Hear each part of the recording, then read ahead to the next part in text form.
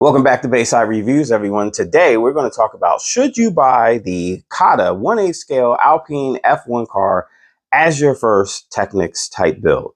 The answer is no. And let's talk about why. So first off, I just wanted to clear the air that I am not incentivized by Cada or anybody else. I have no loyalty to any particular brand. I wanted to test out a non-Lego set, my first non-Lego set ever purchased. Basically, I'm just doing this on my own. I'm not a stranger to doing these types of cars. I have 3 Lego branded Formula One cars under my belt, with a 4th one actually currently being built. Not a stranger. I went in with this understanding that there was a challenge with these cars, but I didn't realize how bad that was. I paid a little around like $185. I think I found a coupon for this. I got it directly from the Cada site. I didn't see the one that they had on Amazon that was like $149. So I kind of missed out on being able to save a little bit of money, but it would have also been quicker on Amazon, because it took about, I'm going to say about a week and a half for this to arrive from China. So if you can get it from Amazon, go for it. First impressions, the car itself, like all of the parts, it was very well packaged in a very sturdy outside box. When you open up the outside box, there's 3 boxes on the inside. I really appreciated the way this was packed compared to Lego, because I had the AMG set. The box was a little smashed and one of the tires was kind of bent out of shape. Cada packed all their tires in their own box, so everything is nicely organized. The bags are numbered. This set had 8 number bags, and then there were, I think, 2 or 3 bags that didn't have numbers, but they had finished parts in them. So very different with that. The instructional manual, your usual same setup as Lego, looks pretty much the same in terms of the instructions. It does have like an extra page that gives you snapshots of what each stage is going to look like after you build it. Let's talk about the build experience. The build experience, like I said, there's 8 bags. I'll say that bags 2 and 8 were the most difficult. Bag 2 was the rear axle section, which was probably the most difficult build I think I've ever had. Like, it literally took me 3 hours to complete this bag. I've never taken that long on a single bag in any of these sets. One of the things that Lego has the one up on Cada and probably a lot of other makers is that they have the instructions on a tablet, so you can rotate it around in a 3D scape and see exactly where pieces go. If I had that ability with this, it would have made it a lot easier. That rear section was just very confusing. There were like multiple arms and like you just didn't know where anything went. Yeah, it was a mess. Bag 8 had the engine covers and the wheel mount. I thought it was going to be the easiest set, but it really wasn't. You have to pay attention to the placement of all these pieces, because if you don't, you're going to end up rebuilding. I had to rebuild part of that engine cover section like twice, because the orientation I thought I had it correctly was not. The rear wheels were very difficult to mount, because you're basically taking the wheel that has the 3 mail-in connectors in the shape of a triangle and connect it to the hub. Now in Lego, they do kind of do that, but for whatever reason, it was a lot easier to put those wheels together. I messed up on this one so bad. The mail-in was damaged. I had to Dremel it down to get it smooth, and I finally got it to work.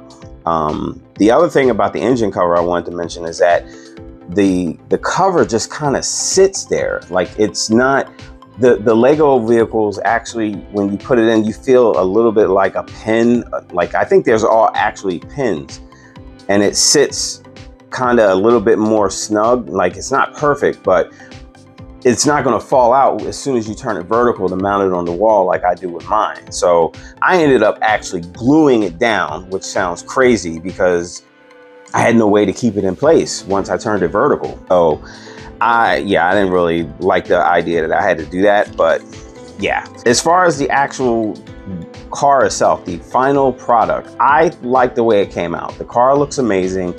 I think it is probably a little bit more accurate to the true design than the Lego cars for 2 reasons. And the obvious reasons: number 1, the wheels are staggered. The rear wheels are wider than the fronts. Second thing is that it actually sits low. It sits way lower than any of the Lego cars. The Lego cars are riding like SUVs just about.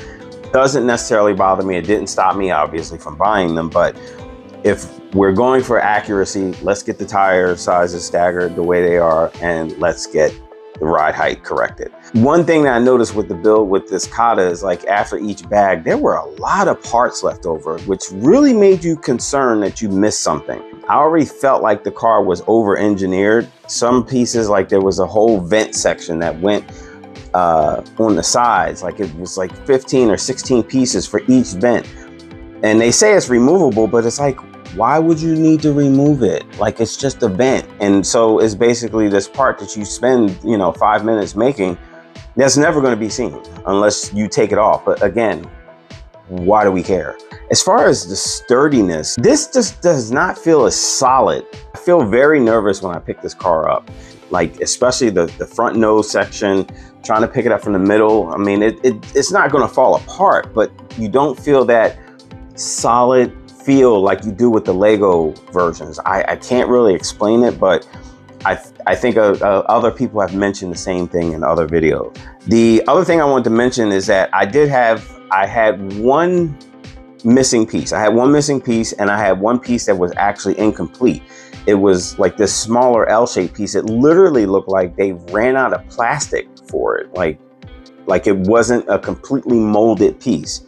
So I had to switch it out with a proper piece and wait for that same piece to be used somewhere else in an area that wasn't as critical, or I was not likely to have something fall apart because of this piece being incomplete. So in closing, I would just say, I would recommend this car. Would I say don't buy this car? No, this car is very challenging, but I definitely don't think it's one that you would want to start as your first build. I would recommend, if this is the type of thing you like to do, get one of the Lego cars under your belt first. They are a lot easier to do, especially with the 3D instructions using a tablet. But I don't know if I would do this first. The builds they are different. I'm not going to say like, oh, well, you build one, you automatically can do this one. No, my recommendation to do Lego is just kind of to get your feet wet. That way it's like you're not jumping from, you know, first grade math into senior high school level calculus or something. This build took me well over probably 16 hours to do, whereas most of my average builds on the Legos were maybe like 8-ish hours. So this one definitely took a lot of time. Again, I do feel like it was slightly over-engineered, like put together so many individual pieces that with Lego, either that they just don't exist, or for example, with the axles, like the axle pieces on most of the Lego sets are one piece, like for the upper arms, like the V-shaped arms coming out of the car. It's stuff like that. But again, it wasn't a horrible build, but it was a very difficult and challenging build, and I would not recommend it as your first car. I think that is pretty much my review. I'm probably going to do a quick comparison between the Lego and this, like side by side. But I just wanted to keep this focused on this one. But once again, I did like this car. Like, I really like the way it came out. I think it captures the realism of the shapes and everything very well. Just that Cada needs to improve on the build experience with the instructions. And the one other thing I want to mention is the black parts. There's a lot of black parts and connectors on this, which I complained in a Lego video where I said I really wish everything was black. Building this, I came to eat those words. I actually really was glad to go back to a Lego set with the colored pieces, because, you know, certain pieces have a certain color, you know, so it's quicker to just identify, you know, where they are and just pull them up. A lot of time is spent trying to find the right parts, and then there's certain pieces that are very similar in appearance. So you really have to look hard at the directions and then look hard at the pieces, and so there's an extra level of attention that has to be paid for doing a Cada build. So that's pretty much my wrap up. So once again, thank you all for watching this video. Make sure you hit that subscribe button, hit that like button, and I will catch you on the next build. Have a great day.